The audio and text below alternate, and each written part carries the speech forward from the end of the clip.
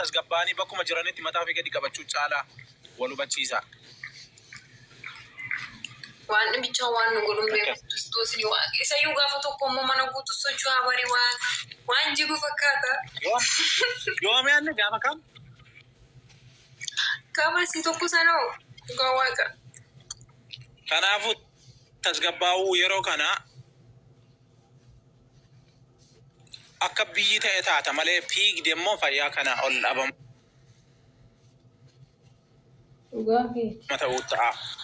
Tasgabbii nama gaafata. Yeroo rakkoon akkasii jirutti. Waaqayyo beekasti waan gadi ba'uu akka deemuu dhiisuu fakkeenyaaf warroonni akka konkolaachiftoota. Yaa akka manaan baane jechaa jiru ko. No. Maali no manatti stufu namaa noolu barreesse layyoo abidda akkasii gadi lakkisu. No son ta'in laa wanni ati hin deemiin jedhamtee deemtee wanni ati badduu fi maaltu jira amma ammalatti ta'u wala. Booni gannurraa taa'e. Warra maan beene maali gole Facebookii fayyadamanii warra maan kuni biyyi maal ta'e. Booni. Booni nu dubartu. Haalumee anoo jechuudha akkuma nama Abudaabiin jirreetti gaafa sin asii fasii gaandaa giraanjaa kaastan nama garrama bara. No, Kiristoosii bakki isaa nama odeessan kun nu bira dhugaa waaqa si jammareedha galgala waan ta'e sagaleen iyyuu baay'ee dhu'aa ture. Amma diirama takka sagaleen dho'ee ture beektaa? Sagalee isaan fageenya irratti rukutanii asii miti Dubaayitti dhageechisa. Amma akkamitti gaaffiin qaba? Akkamitti masiitti himne ati? Qoyaa keessa jirta boonii. Abdaabii kornishiin jira maal taatan? Magaalaa walakkaan jiran. Asittis tokka'ee ragaa hamma amma tokkaa ture asimoo achisaa meeqarra tokko jira. Jammare sagalee fageenya halaala dhaabbatanii. Alfalaadha kan itti bu'ee jedhani misaayiliin kan bu'ee niyyuu jajjabee argitanitti yoo ta'e miidiyaan biyya kanaa gabaasaa jira miti maal nagarree?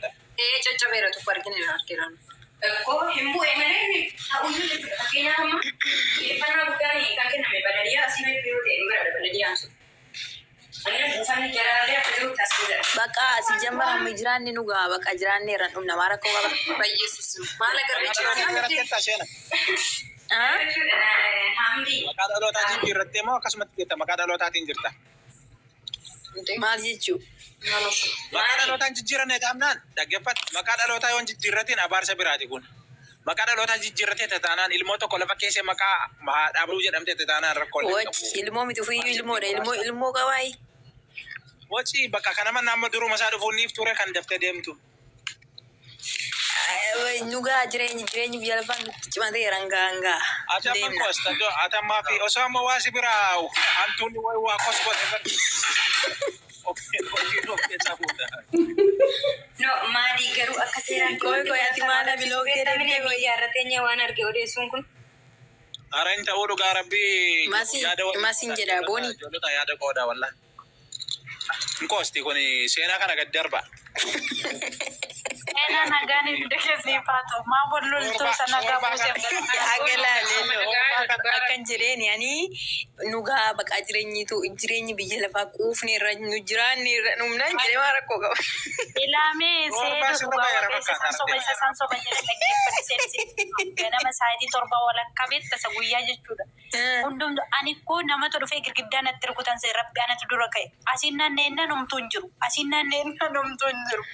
Kana gidduutti misejjiin naa galee misejjii gaggashanii kaza mucaan fiigee dhufeetu misejjiin sii galeeraan naan misejjiin naa galeeraan jedheen naani dakkii wanni rukutamaa jira naan jedhe mucaan amma natti hojiitii dhufe doon hojjedhu lafiitii kanadha garuu xiqqoo tokko bu'ee xiqqoo tokko rukutanii dheessannaan biyaan sanaan jedhe achi narrifadhe boonii maarmusaayyuu sobanuun jechaa jirti boonii. Nagaa tiiviidhaan dabarsaa turanii bar soba maalidha dhuguma rukutamaa ture bar. Garuu kennaa alfalaammoo midhaan kana ta'us sana ta'us warri dhumuu barbaadanii lakkoofsa tokko barreessa. Ani jiraachuun barbaadan akkam akka ani soban jenne garuu dubbii tokko adda baafadha tokko biyya kana keessa teessanii akka argitan odeessuun isin adabsiisa. Siigala imeelii biyya kanaan jirtu, daataa biyya kanaan jirtu, silkii biyya kanaan qabdu. Amma jettan kana gaafa odeessitan dhugaa waaqaan isiniin jedha. Baay'ee rakkoo hamaa isinirraa kasaaba. Akkuma argitan wallaahi hashuufi maskootu. Miyuutii irratti qabaa meentalittii kana kun inuma jeetti gara deemtutti gubanne kana faamas qabadhu miyuutii gasoo. Tokko akka argitaniin odeessina. Biyyi kun akkas ta'e, akkatti rukutame, bakka akkanaa bu'ee, akkasiin jedhina guyyaa Araboota jala laayivii seenaa laalame. Biyya kana keessatti kanatu ta'e jedhame akka dubbatamu hin barbaadan isaan. Hin dubbatiinaa jedhaniiru. Dhugaan isiniin jedha. Isaan waan tokko maxxansitee beekadhu naan jedhani. Maaliif jennaan? Biyya kana keessa jirtaa nuti yoo si arguu dhabne si argu waan ta'eef rakkoo sirraan ga'a. Tokko biyyi kun siyaasa hin jaallattu. Lammeeffatamoo waan biyya isaanii keessatti ta'e baasanii akka dubbatan hin barbaadan isaan. Isnu dhiisi arabni mataan isaanii hin barbaadan. Dhugaa rabbii. Keenya saree yoo du'e namni kaameraa fudhatee itti fiiga. Kan isaanii abbaan fedhe yoo du'e jechuudha. Isa dhugaa rabbii. Amma makiinaan osoo iddoo kanatti garagalee abbaan fedhe bilbila ol kaasee waraabu. Si galee kan keenya garuu qullaallee waraabachuudha. Bilbila ol kaaftee ati makiinaa garagalee waraabdu biyya kanatti. Ilma namaa dhiisi. Jechaan taane dhiisi jechuudha. Of eeggannoon dirqama inni kuni rakkoo hamaa fida jechuudha.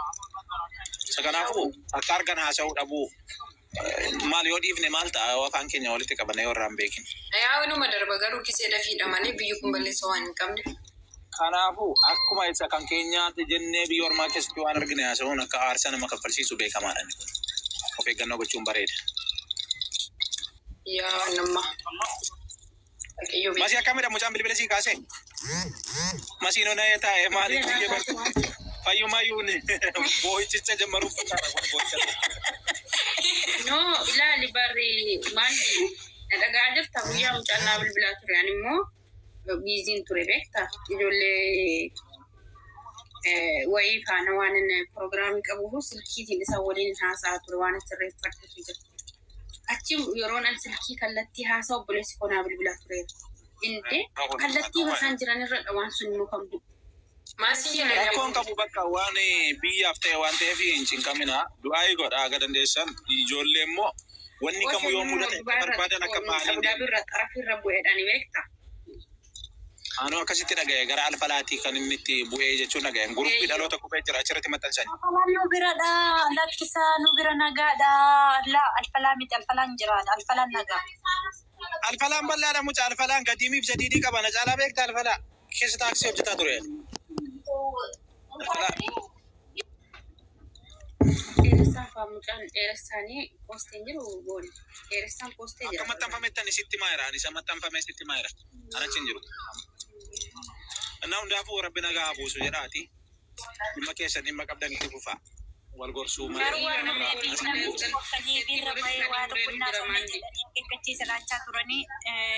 Baga nagaa ta'anii hundi keessa rabbiin isinaa eegu lafa jirtanitti. Masiyyee. Biyya kana qofaa miti bara. Maali buchoo qotoon naate hoo? Isi masii. Indeen beeku kan dhugaan. Biyya kana bichaa miti bara. As bichaa miti. Joolleen guyyaa cinqamu turani bari. Sijjammari isin ofuma asii atatatatatu malee jechuudha. Nageenya lammii isaa dhiisiti nama daawwannaa biyya kana dhufeyyuu nageenyi tokko akka hin boorofneef diirama lafa qabsiisanii raabsaniiru isaaniin iyyiinaa mi'a sirraa. Maxxansanii jirani. Imaaraatii jirtu bara Itoophiyaan jira see ta'e namni tokko akka miidhamu hin barbaadan biyya kana keessatti lammii kootii lammii koomitiin hin jiru as keessa. Maxxansanii manaan bayina yaa manaan bayina yoo dirqamatti malee akka argitan hin deeminaa jedhamee dhaabbateera makiinaan iyyuu deemaa jiru. Isinoo katee keessan baafachuuf Itoophiyaa fi Eertiraa wal ramaa dhaqaa isaanii boo achitti. Booni maal bitti? Sheewwan kana ruuzii gubaan maraguudha ture seenaa jettaniidha. Sijjammara jira uummanni Itoophiyaa keenya jechuudha. Otoo dhuufuu guddaa tokko duuba isaaniitti dhuufanii jechuudha. Baaqonni baqa deemti bara. Uufuu jira guddaa tokko tokko boodanii duuba isaaniitti. Nagaan tura amma seeraan bu'aa. Ofirratti buusuu malee isinii namni bara. Oromoo. Garabbii barbareetti maal taatan mirgi keessa. Sibira gisee tokko jedhii booni. No tokko miti si jammar tokko miti. Fagoo Gaara jiru baay'ina sa'aatiin kudha tokkoon jammaree shaniin jammaree amma ammaatti tokkaa jira ture tokkaa. Si jammar sagaleedha sagaleen fageenya Yeroo duudee lafan siilessinuun humna rakkoon qabu. Maal? Habiibti karaa galtuun qabu. Jalaa qubatu dhaaraa jira booni. Injiru dhaabbateera deemsi. Dhaabbateera, anis yeroo hundi ta'eera. Yaa. Achi qofa yommuu miti Beerut irraas akka kana dhumne cufamee jira malee. Beerutii miti Itoophiyaanuu gurteetti. Itoophiyaanuu deemsa ishee gurtee jirti bara. Itoophiyaan mataan isaanii biyya kam akka hin seenne. Gadhaqa maxxansa laalaa. Itoophiyaan mataan ishee maxxansitee jirti. Biyyoota gara giddu galeessatti balalii xiyyaara akka dhaabbatudha. Mii boolee dhumtuyyuu. Otoo ijoollee dhiiraan duraa kutanii yoo qabu.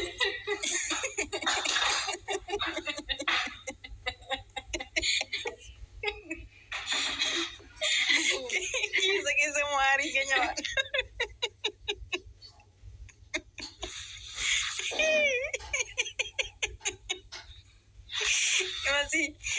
Keessa aarii faana bara lubbuu. Aniyyuu haa cufamu jedhee bara maaltu na Keessa aarii faanatuma ijoollee dhiiraan duraa kutanii dhugaa waaqas dhufanii nutti boo'uu isaaniirra.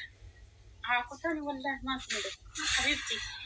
Usuu addaanii walqabaatiin deddeemanne irra kalaas waan dhugaatiif finneera booniin si bira jirtu kun fiddee beekti ijoollee dhiiraa meeqa fidde ayyoo xiqqaate ijoollee dhiira 200 ol fidee jira kunoo raagaa waliin jechuudha raagaa waliin ergi WhatsApp kan jedhu hunda seenaa Yaa Waaqayyotti dhugaa godhiite jechuudha.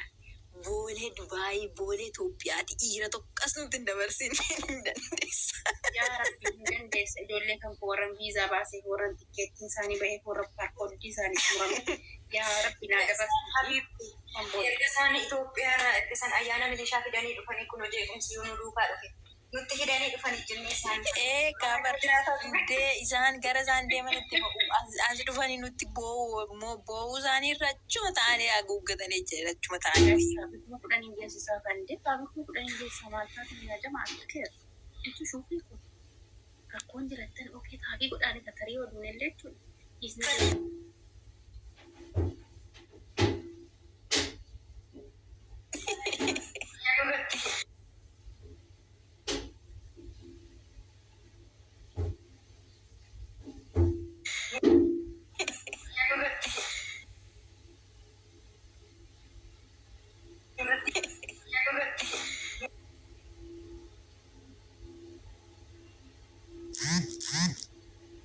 Ijoollee digirii diploomaa maastarsii yabaate dhaabbata.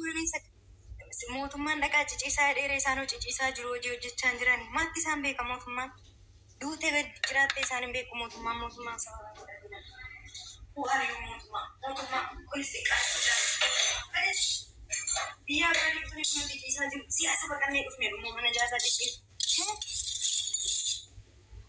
Gubanni erga isaan dhufanii jireenyi Dubaayyuu. Manni kiraayyuu erga isaan dhufanii wadda deemu. Okay, already built a happy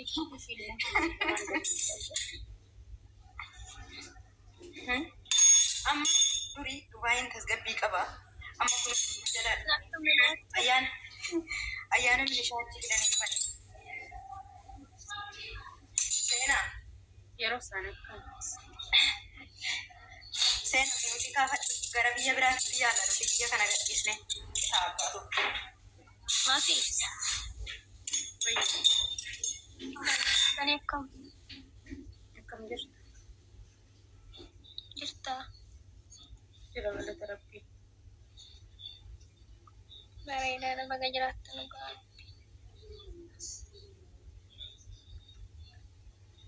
Akkam taatee mijittiin?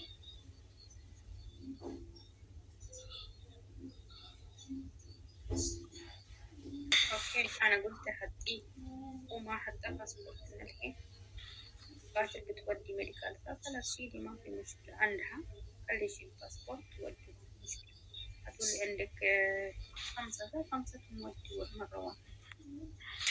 Yaa Waaqayyo hin dandeessaati ijoollee dhiiraa Itoophiyaatii dhuftee milishaa hojii waliin gallee Dubaayii keessatti.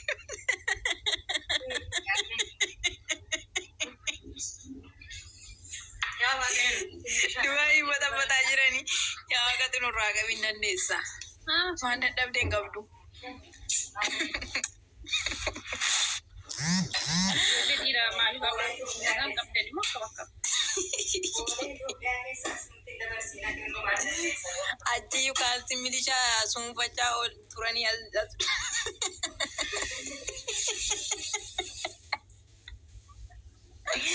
Nuun taane baran isaanii darbii ta'e bara.